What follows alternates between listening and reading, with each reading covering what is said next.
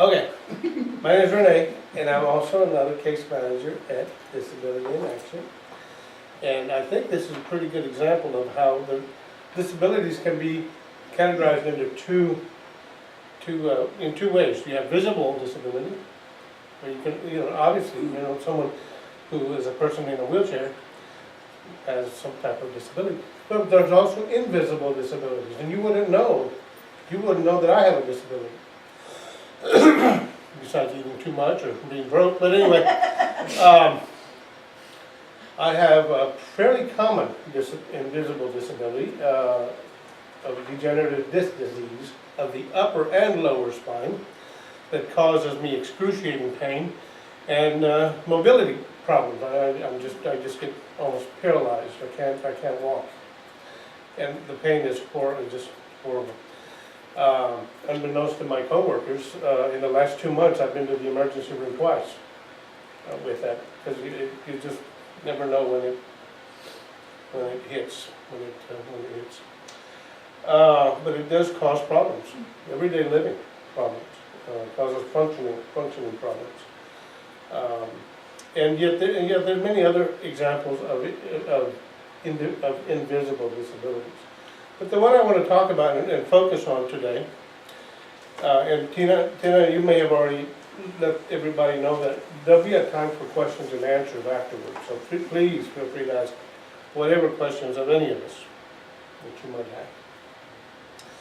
A lot of my experience is working with those with mental illness, cognitive disorders, what we used to term, because we didn't know any better, as, let's say, a retarded individual. We don't use that term anymore.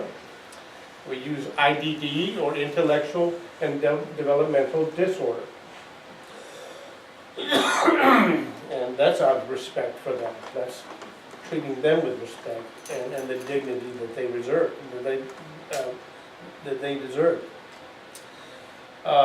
And so I wanted to address what is it like working with folks with behavioral issues, if they have a mental illness. It could be schizophrenia, which is a very popular, very, very common disorder among folks, and they don't have any control over it. A lot of them are born with it. Even what we call clinical depression could be caused from imbalance in the brain of chemicals in the brain, and some folks are born with mental illness, and so they can't help themselves. I have worked with so many brain injury patients or consumers, and their primary issue is they can't control their anger sometimes. They just, whoa, what hit? All of a sudden they have a change of personality, and they'll just have a fit, start throwing things around, start smacking people around, and really get aggressive that way, and yelling and cursing, and then maybe after 5 minutes, it's over. The fit is over. But what do you do when they're in the midst of that fit? What would you all do? Would you all know what to do? In some cases, in the environment that I work with, we often had to call the police because they were a danger to others. They were becoming threatening to others, and the threat of hurting other people in that fit of rage, which is uncontrollable. Once again, it's chemical. It's due to a brain injury that they might have had in their past. But I know some schizophrenics who have behavioral issues, personality changes, personality issues, and a lot of it is you don't want to, well, I'm going to read over some of these things. It might be of some help. For the most part, though, you don't want to, you basically want to keep away from that. Keep your distance from them. Yes, you can offer support, you can offer help, reassuring them that you're there to help, you're there to support them. Asking them, like, I love what you said, Michelle, what can I do to help? Ask them that. What can I do to help? And they'll tell you what they need. Because you know what? They don't really mean to be mean. They don't mean to be ugly. And my heart goes out to them because they, like I said, they can't control themselves, can't control that aspect of their lives. But fortunately, those fits don't last very long, at least with the folks I've worked with. It goes away after about 5 minutes, and then because you're encouraging them, for example, to go into their rooms and give themselves a timeout and find something relaxing for them to do, to preoccupy their mind, get their mind focused on other things. I know an individual who has this condition, and he'll go into his room and play video games. Why? Because that relaxes him when he's in that fit of rage.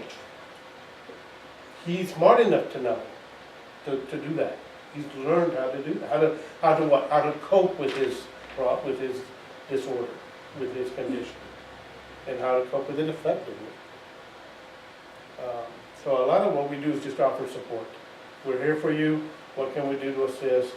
But also encouraging them to find some things to help them to de-stress and to relax themselves. Okay. Persons with cognitive disabilities, if the person who you're working with is having trouble understanding you, I mean, we have schizophrenics, we have folks who, with just IDD, they're not necessarily schizophrenics. They just have this mental retardation that it affects their ability to think. What does IDD stand for? For intellectual and developmental disorder. It affects their thinking. It affects because they were from their growing up and just developing. You know, it was something a lot of them were born with. You know, I think of Down syndrome, for example. That's considered, you know, those conditions. And so, if the person that you're working with is having trouble understanding you, repeat yourself. Use different words without getting frustrated. Working with these folks requires a lot of patience. A lot of patience. You got to know that ahead of time. You break up your ideas into small, manageable bits that can be easily remembered. Keep it simple, what you're saying to them. Why? Because the majority of folks that have IDD have a emotional age much lower than their given age. You know what I'm saying? I know folks in their 30s who are functioning as a 13 or 15-year-old, or as a 12-year-old, or a 7-year-old. Emotionally, that age. So you're not going to speak to them as an adult, as a given age. You have to bring the language down to where they're at, and literally speak to them as children in some cases, you know, or young teenagers or what have you. Rene, can I ask you a quick question right there? Please. When you say that you want to bring your language down to their level, do you mean like, you're not talking about talking down to them, but you're talking about changing the size of the words that you Yes. use so that their comprehension Yes. level can take that? Easier Okay. words to understand, smaller words, Okay. easy words to understand, not big highfalutin words. Because they're not going to know what you're saying. It's like talking with a child. A 7-year-old isn't going to understand if you're talking in adult terms. They're not. Okay. So you speak to you know. To the developmental age. Exactly. Thank you, Rene, I appreciate You it. bet. Good question. And then be considerate without being patronizing. I think, and we could say so much more. I love folks with the IDD population. They're a lot smarter than you would give them credit for. They really are. They're sharp. They're sharp. And Casey and I were talking this morning, and we could have talked forever of how I almost lost my train of thought there, because we had a really good conversation of how others are treated, or how folks with disabilities are treated. and yet they don't get the credit that they deserve. They may not look, when I look at somebody with IDD, you might think, well, they're not very smart. Well, but you don't know that. You know, we can't treat them as if they're, but you I don't. want to say something on that. If y'all don't mind, I No, want to no, say go something ahead. on that.